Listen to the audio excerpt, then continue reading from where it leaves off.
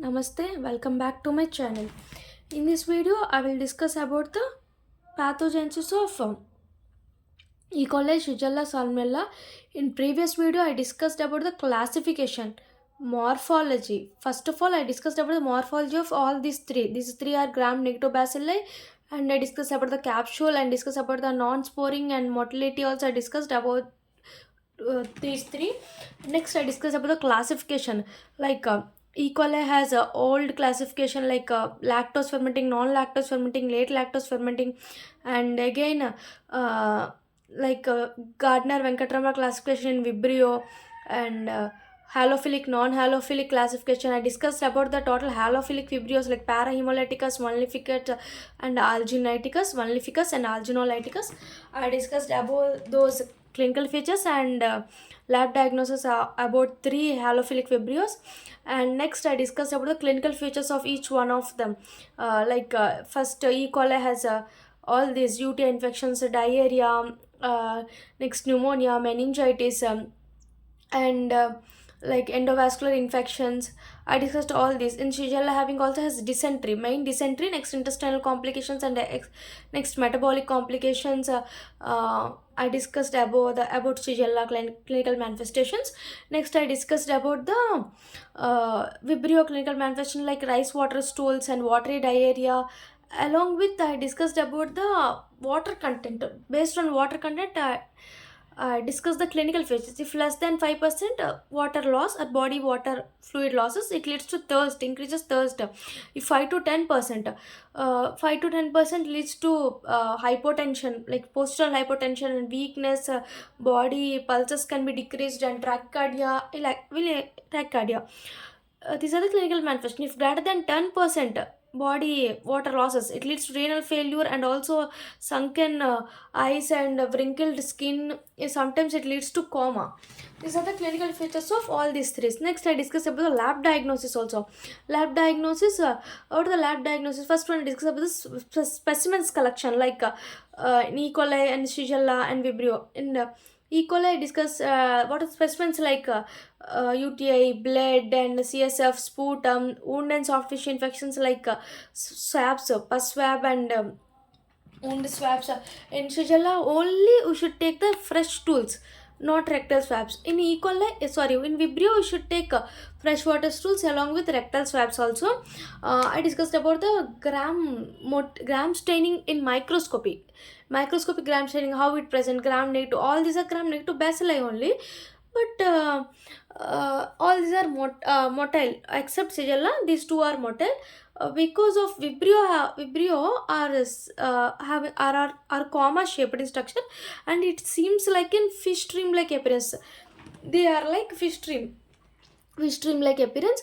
And next, I discussed about the uh, um, like ICUT also. I discussed about the ICUT, IC indole citrate, ICUT in E. coli is ICUT of E. coli positive, negative, negative. TSI in acid by acid, same. H2S absent, gas is present in E. coli, same. But in Shigella, all are negative. ICUT negative, and T is no gas, no alkaline by acid, no gas, no H2S. And next again, Vibrio cholera ICUT. I is positive, but C is variable.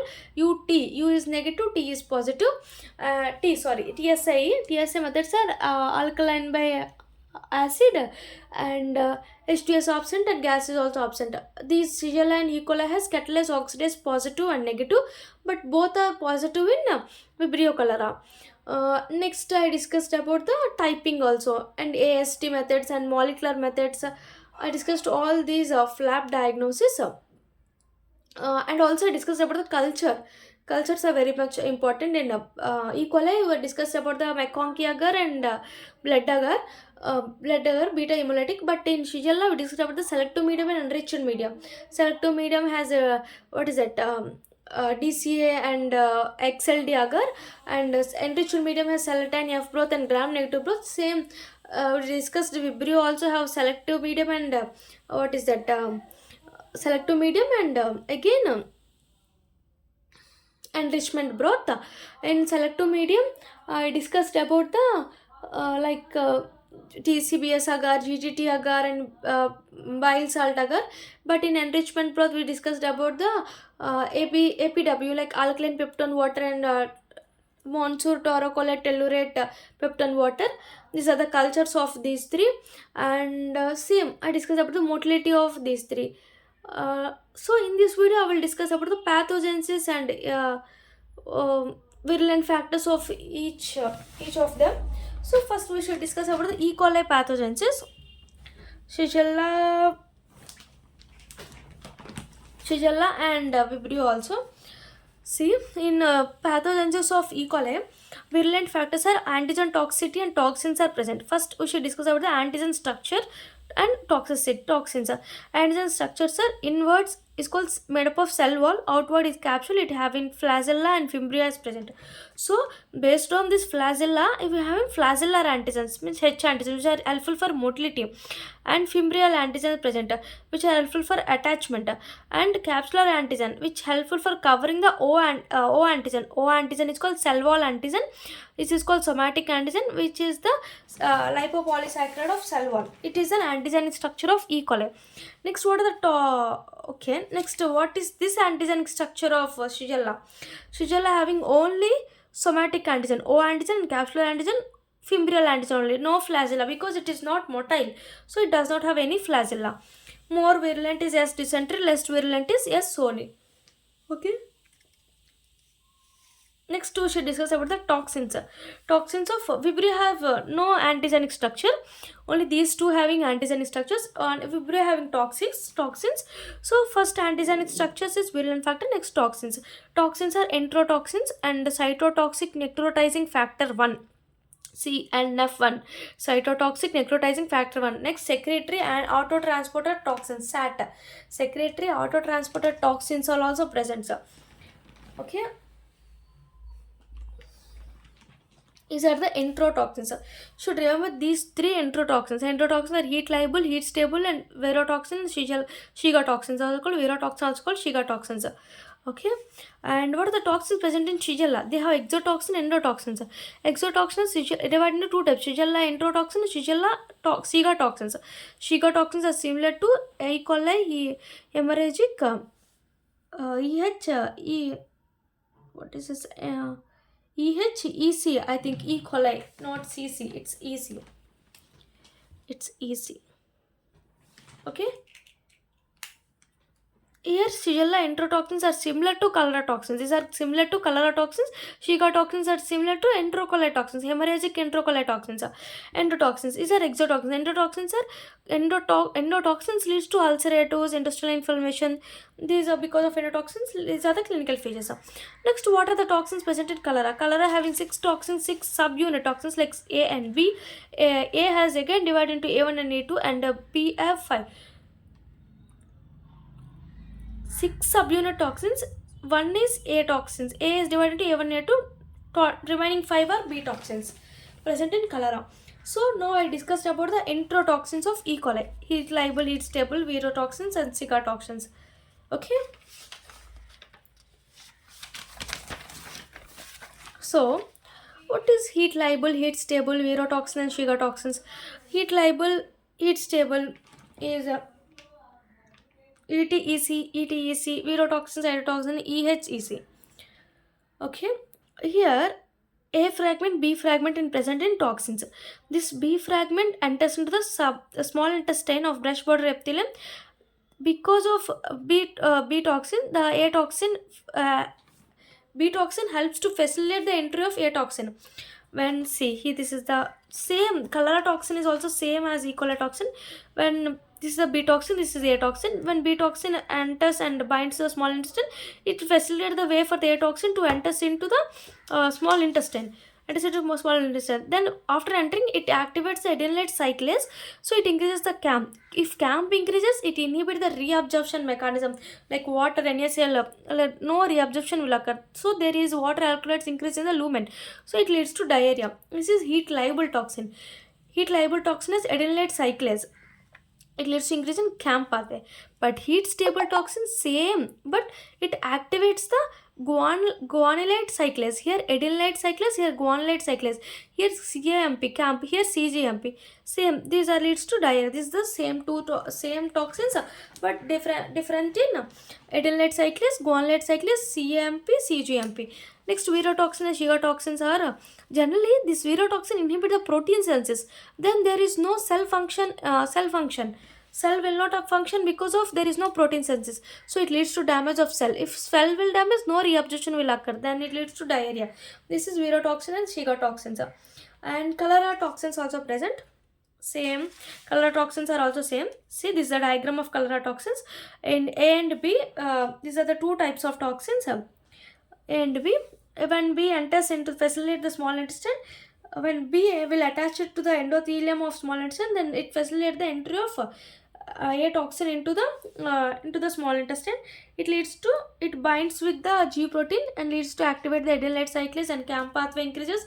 Because of CAM pathway, there is no reabsorption of chlorine, water, and Na+. So there is a more increase of water, electrolytes, and chlorine and the lumen content. So it leads to diarrhea. This is also cholera pathogenesis. Next, we should discuss about the each one of them.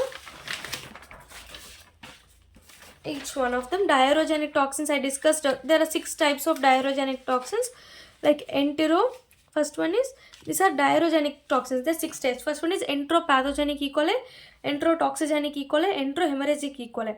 Should remember like next enteroinvasive, enteroaggregative. How we remember these names means PTs are pathogenic, toxigenic. PTs are high, hemorrhagic, H, hemorrhagic, A, aggregative, I, invasive. High PTs are. So first we should discuss about the PT. Enteropathogenic E. coli. Enteropathogenic E. coli is a infantile diarrhea. It causes infantile diarrhea. Infantile diarrhea, it is spread from person to person. This is an infantile diarrhea, but this is non-toxic and non-invasive. Non-toxic, non-invasive. What is the mechanism of action? What are the adverse effects? Mechanism of actions are bundle forming pills. They when adhesion is mediated by when they adhered means when they attach to the small intestine, it leads to bundle forming pills occur. Because of bundle forming pills, they form pedestals. But the adverse effects leads to watery diarrhea and increases secretions. So it causes infantile diarrhea. PTSR means P means pathogenic. It causes infantile diarrhea. There is no toxigenic, no pathogenic. What is the mechanism of action? When it's adhesion mediated by binding of bundle forming pills forming pedestals, it leads to adverse diarrhea and secretions. Next one, PT. T means toxigenic E. coli. Enterotoxigenic E. coli. It is traverse diarrhea. Above is infantile diarrhea. Here travelers diarrhea. It is generally seen in adults and infants. Travelers diarrhea is common in adults and infants. It is toxigenic. It is toxigenic but not invasive. So what is mechanism of action? This attachment is made by colonization factor. This is CFA factor. These are bundle forming factors. This is CFA factor. Okay, this is the mechanism of action of enterotoxigenic E. coli. Because of CFA factor, it leads to 2 types: heat liable, heat stable. In previously I discussed about the heat liable, heat stable, and virocytotoxin. Heat liable, heat stable, I told about the ETCC. Like this is enterotoxigenic E. coli. So because of enterotoxigenic E. coli, it causes travelers diarrhea. It produces 2 toxins like heat liable toxins, heat stable toxins by using CFA, colonizing factor antigen. So same, heat liable, heat stable. I discussed about the heat liable, heat stable, how it attachment, adenylate cyclase, guanylate cyclase, CAM pathway, same pathway. Should write this same here. Heat liable, heat stable. Next, this is the PT. Next, high. H means hemorrhagic, enterohemorrhagic E. coli. Enterohemorrhagic E. coli. What is the pathogenesis? This is same as virotoxin and shigotoxins. Same. I discussed about the virotoxin and shigotoxin pathogenesis by it inhibit the proteins. Wait a minute. It inhibits the protein shigotoxin cell function, damages, no reabsorption, leads to diarrhea. So this is the virotoxin. Shigotoxin is hemorrhagic. H, enterohemorrhagic E. coli. What are the clinical phases? It leads to hemorrhagic colitis and hemorrhagic syndrome. Hemorrhagic colitis and hemorrhagic syndrome. Enterohemorrhagic E. coli causes hemorrhagic colitis and hemorrhagic syndrome, HC and HUS. Okay, what is the diagnosis comes under hemorrhagic E. coli? A special culture called sorbitol McConkey agar and Reinboger. Sorbitol McConkey agar and Reinboger toxin detection by Vero cell lines. It is gold standard test in hemorrhagic E. coli. What is the gold standard test in hemorrhagic E. coli? What is that? Vero cytocells, Vero cell lines, toxin detection. Next, same molecular methods by PCR. Here culture is sorbitol McConkey agar and Reinboger. This is the hemorrhagic E. coli. Next, A means aggregative. See, wait a minute. Enteroaggregative E. coli, EAEC. Enteroaggregative E. coli, which have HEP2 cells, which have HEP2, HEP2 cells. What's the mechanism of action of enteroaggregative E. coli? It is mediated by AGGR, aggregative adhesion fimbria 1. Because of aggregative, it is mediated by AGGR, means aggregative adhesion fimbria 1, AGGR toxins. Because of AGGR, it leads to production of ESAT1 toxin production. ESAT1 toxin production because of AGGR toxin. What are the clinical features of aggregative? Because of aggregative, traveler's diarrhea and persistent diarrhea will come. Only traveler's diarrhea will come. P, pathogenic E. Sorry, what is that? H. Oh shit, sorry. Traveler's diarrhea only come at toxigenic E. coli. Only toxigenic. Both the traveler's diarrhea and persistent diarrhea will come in aggregative E. coli. So, what is the diagnosis? Detected by PCR like AGGR and ATT since it has HEP2 test. Because of HEP2 cells, it has HEP2. By doing HEP2 test, we can tell about it is caused by enteroaggregative E. coli by gold standard test. It is a gold standard test in enteroaggregative E. coli. HEP2 cell is gold standard, but Vero cell line toxin is gold standard test in hemorrhagic E. coli. Okay, P, pathogenic E. coli causes infantile diarrhea. Hemorrhagic E. coli, toxigenic E. coli causes traveler's diarrhea and traveler's diarrhea, only traveler's diarrhea. But both traveler's diarrhea, persistent diarrhea will cause by aggregative diarrhea. Next, I means invasive, intra-invasive E. coli. Intra-invasive E. coli, generally it is non-toxic. It is similar as Shigella. It is non-toxic. Invasive means, but it is invasive. It is mediated by VMA, virulence marker antigen. Here VMA antigen will come. VMA. It is mediated by VMA. Clinical feature, dysentery, ulceration of bowel will occur. Invasion, no, it leads to dysentery. Similar to Shigella. Shigella means in dysentery and ulceration of bowel. What is the diagnosis? VMA cells by ELISA and HeLa cell lines SI. Same. Another one is there, DAEC, diffusely adherent E. coli. What is it? Diffusely adherent E. coli, which is adherent to HEP2 cells. Diffusely adherent E. coli are adherent to HEP2 cells. This is the 6 types of diarrhea. You should remember this. First one is pathogenic. Pathogenic is caused by infantile diarrhea, non-toxigenic, non-infectious. It is mediated by bundle forming pills. But in toxigenic, it is traveler's diarrhea. It is mechanism of action is mediated by CFA, colonizing factor antigen. Pathogens is same as Vero cytotoxin, Shiga toxin, hemorrhagic E. coli. But aggregative is mediated by AGGR and what is it? AGGR toxins, so it leads to production of ESAT1 production. And here mechanism of action is VMA, like virulence marker antigen. This is the 6 types of bacterial diarrhogenic E. coli. So cholera, in cholera also, this is the E. coli. I discussed about the E. coli. So we should talk about cholera prevention. How can we prevent the cholera? By 2 types of vaccines, injected vaccines and oral cholera vaccine. Injected vaccines we cannot use, only oral cholera vaccine is used. It has 2 types, killed whole cell vaccine, oral live attenuated vaccine. Whole cell vaccine. Oral live attenuated vaccine generally protect for 3 to 6 months only, for 18 to 64 years. But whole cell killed whole cell vaccine is divided in 2 types, whole cell vaccine, whole cell recombinant B subtype vaccine. Whole cell vaccine is production for 3 years, but whole cell recombinant B subunit vaccine is for only 2 years. It is given less than 1 year child, it is given, sorry, greater than 1 year child, it is given for greater than 2 years child. If a 2 year child is there, it has greater than 2 years child, we should give whole cell B subunit vaccine, here whole cell vaccine.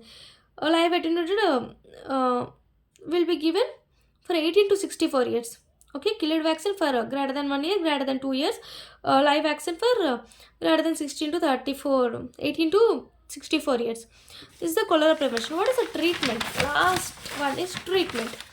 Treatment of each one of them. First we should discuss about the E. coli. E. coli treatment is multi-drug resistance. We should use third generation cephalosporins, fluoroquinones like chloroquine and clotrimazole, and beta-lactam inhibitors, carbamazepine. These are used in decrease the E. coli. But Shigella ciprofloxacin only. Cholera azithromycin, erythromycin. These are the antibiotics. Azithromycin and erythromycin. This is ciprofloxacin. This is multi-drug resistance. Very important. Like third generation cephalosporins and fluoroquinones like chloroquine and clotrimazole, carbapenems and beta-lactam inhibitors. This is the treatment of E. coli, Shigella and cholera. Okay. This is the total everything about E. coli, Shigella, cholera. So we should when we should remember in a table form, it is easy for to write in exams. So I discussed in a table form manner. I think it is useful for you. Thank you. Please subscribe my channel and please support me. Thank you.